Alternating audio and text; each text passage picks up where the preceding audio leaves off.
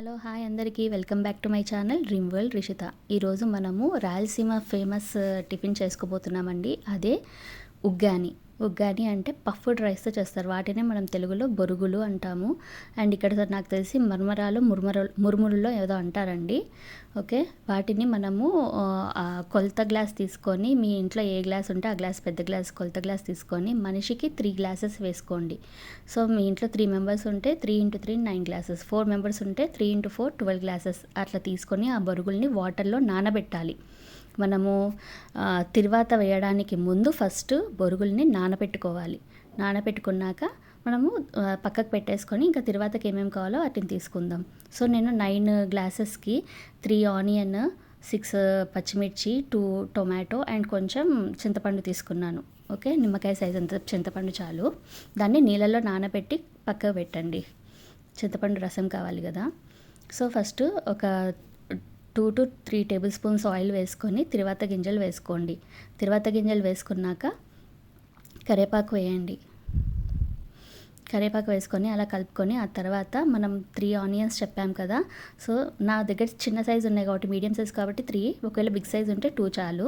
And 6 పచ్చిమిర్చి చెప్పాను కదా, ఒకవేళ స్పైసీ ఉంటే 6 సరిపోతాయి, స్పైసీ తక్కువ ఉంటే 8 వేసుకోండి. ఓకే, సో ఫస్ట్ పచ్చిమిర్చి వేసి తర్వాత ఆనియన్, సన్నగా తరుక్కొని పెట్టుకున్న ఆనియన్ కూడా వేసేసి కలుపుకుందాం. బాగా కలుపుకొని మూత పెట్టి మగ్గించుకుందాం. కాస్త అప్పుడప్పుడు మూత తీసి మళ్ళీ కలపండి. కాస్త హైలో పెట్టేసి కాసేపు మగ్గించుకోండి, కానీ మాడగొట్టుకోకండి. ఈ రేంజ్కి వచ్చాక ఈ టైంలో మనము టొమాటో వేసుకుందాం. 2 టొమాటోస్ అని చెప్పాను కదా, సో 2 టొమాటోస్ వేసుకుందాం. వేసుకొని మూత పెట్టేసి మగ్గించుకోండి. సో టొమాటోస్ బాగా మెత్తగా అవ్వాలి, మెత్తగా అయ్యేంత వరకు మగ్గించుకోండి. ఈలోపు మనము చింతపండు గుజ్జు రెడీ చేసుకుందాం. నాది కొంచెం వాటర్ ఎక్కువైంది, మీరు అంత వాటర్ వేసుకోకండి, కొంచెం గట్టిగా ఉంటే మంచిది. చింతపండు గుజ్జు సో మీరు చెక్ చేసుకుంటూ ఉండండి టొమాటో సాఫ్ట్ అయ్యిందా లేదా అని. టొమాటో సాఫ్ట్ అయ్యే వరకు మగ్గించుకోవాలి.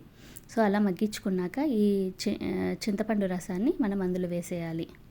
సో ఈ టైంలో ఇప్పుడు మగ్గిపోయినాయి నాకు. సో ఇప్పుడు చింతపండు రసం వేసేయండి. వేసేసి ఈ ప్లేస్లోనే మనము సాల్ట్ వేయాలి, తగినంత సాల్ట్ వేసుకోండి. సాల్ట్ వేసుకొని పసుపు వేసుకోవాలి. మెయిన్ బొరుగులకి పసుపు ఇంపార్టెంట్. ఒక 1/2 టీ స్పూన్ వరకు వేసుకోండి. 1/2 or 3/4 టీ స్పూన్ వరకు వేసుకోండి. తర్వాత మూత పెట్టి ఈ గుజ్జు దగ్గర పడే వరకు ఉడికించుకోండి, మగ్గించుకోండి. అవి మగ్గేలోపు మనం ఈలోపు ఆ పఫ్డ్ రైస్ ఉంది కదా, అదే బొరుగులు ఉన్నాయి కదా, ఆ బొరుగుల్ని తీసి బాగా ప్రెస్ చేసి సపరేట్గా ఒక ప్లేట్లో వేసుకొని ఆ వాటర్ని చల్లేయండి, పడేసేయండి. సో ఇప్పుడు మన దగ్గర నానబెట్టిన బొరుగులు రెడీగా ఉన్నాయి.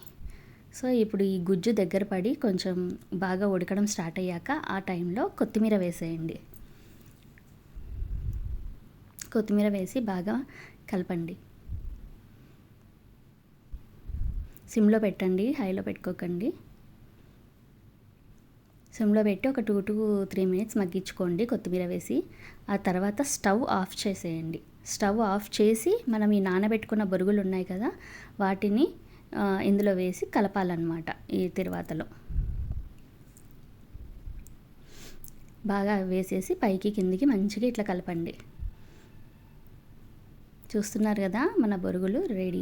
సో మనం నానబెట్టిన బొరుగులు వేసాం కదా, సో ఇలా వేసాక దాన్ని ఒక 5 to 6 మినిట్స్ మగ్గించుకోండి. మళ్ళీ స్టవ్ వెలిగించుకొని కాస్త వేడి చేసుకుంటే మంచిదన్నమాట. ఎందుకంటే తడి బొరుగులు వేసాం కదా, సో ఒక 5 మినిట్స్ మనం వేడి చేసుకోవాలి ఫైనల్లో. సో మనకి వేడైంది అని తెలిసాక అప్పుడు మనం స్టవ్ ఆఫ్ చేసుకోవచ్చు. సో ఒకసారి బాగా కలపండి. అలా బాగా కలిపినాక ఆ మూమెంట్లోనే మీరు కావాలంటే టేస్ట్ చేయండి. కొంచెం తీసుకొని స్టవ్ ఆఫ్ చేసేసి టేస్ట్ చేయండి. టేస్ట్ చేసేసి ఒకవేళ ఉప్పు పడుతుందంటే పైన వేసుకోండి, లేదంటే అవసరం లేదు. ఫైనల్గా మనం కొత్తిమీరతో గార్నిష్ చేసుకుంటాం. సో ఈ ఉగ్గానిని మనము దీనికి కాంబినేషన్గా మిరపకాయ బజ్జీ ఉంటే చాలా బాగుంటుందండి. ఆనియన్ బజ్జీ కానీ మిరపకాయ బజ్జీ కానీ. నేనైతే పుట్నాల పొడితో సర్వ్ చేసుకున్నాను. సో ఈ వీడియో నచ్చితే లైక్, షేర్